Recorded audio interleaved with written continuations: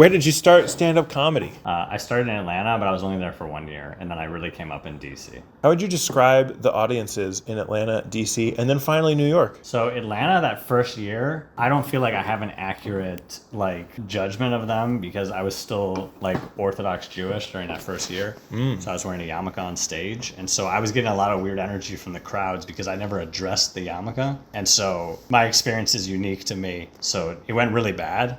I was bombing a lot, and everyone thought I was terrible. Because they were like, what's that on your head? Yeah, I think it's just because I had there was an elephant on my head. Yeah. And I never addressed it. But also, as soon as I moved to DC, it's hard to say. As soon as I moved to DC, I was suddenly doing a lot better on stage. But I don't know if it's because the crowds are different or because I wasn't wearing a yarmulke. Because they both happened at the same time. If this was a scientific experiment, I didn't control.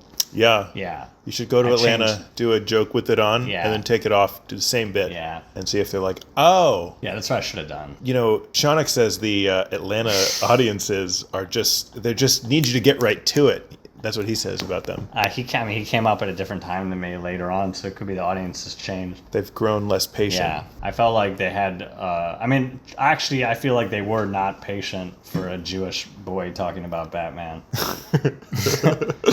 Yeah. Because I would just get on stage and I'm wearing a yarmulke and I'm like, hey, wouldn't it be weird if instead of Batman, he was Squirrel Man? And they're just like, what is on your head? And I'm like, what if he was Brick Man? And they're like, what is on your head? How would you describe New York audiences? I think New York audiences are good. I think they're probably one of the most balanced audiences that there is. There is an interesting effect that happens in New York because stand-up comedy is part of the culture of New York. Tourists come to New York and seeing a stand-up comedy show is on the short list of things they want to do. They're like, I want to go to a Broadway show. This person's from Estonia. I don't know. Okay, yeah. They're like, I want to go to it. How would it be? I want to go to a Broadway show. Yeah. They're a Dracula. Yeah. All right, so Dracula comes in New York and he's like, I want to go to a Broadway show and a stand-up comedy show. Uh-huh. What about a Mexican tourist? No. You think they don't? You think they don't want to see a Broadway show? Yeah, Dracula. Dracula's one of the last accents that you can do.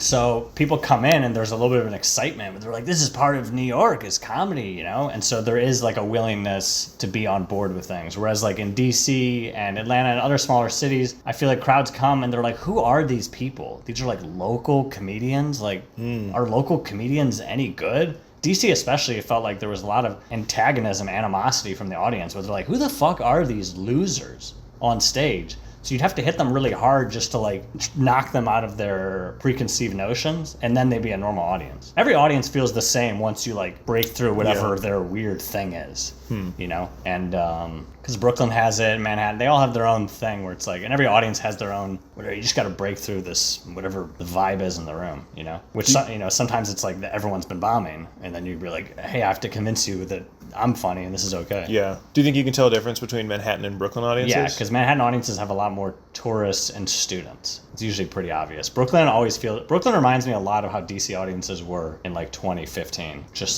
It just feels more like people that live in the neighborhood, and that's great. That's my favorite type of audience. If you were to try to convince somebody who'd never been to a comedy show why they should go to one, what would you say? What? What? If you were to sell me this pen, but it's a comedy show, how would you do it? I don't know. Do you want to go see a comedy show? Not really. Yeah, don't go. It's really expensive. Save your money. What? Stupid. I actively tell people to not go to shows. People come in here and they're like, what's going on in there? I'm like, nothing. Some bullshit. Yeah, it's not good. Yeah, let's get out of here. Yeah, it's not good for the business.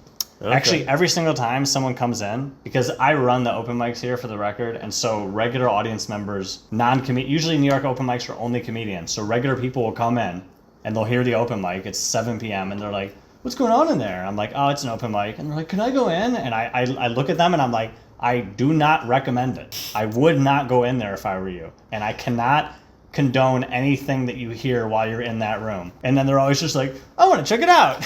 It's a funny, weird misconception audiences have where they're like, oh, bad comedy will be even funnier than good comedy. Yeah.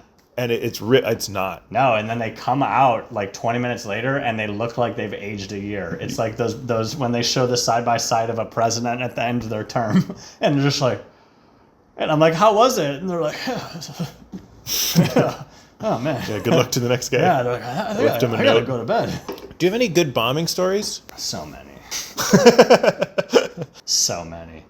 I mean, probably the worst bomb I did was at this Georgetown bar. Georgetown in D.C. is a very, like, you know, it's the fancy, rich area. It's the Tribeca of New York, if you will, you know. There's a lot of fancy shops, and it's where senators go live, and it's near Georgetown University, which is full of rich kids. And so there was an American style bar there called Old Glory, which, you know, that's a nickname for the flag. You ever go to Old Glory? I don't think I did. Yeah, there's a reason why.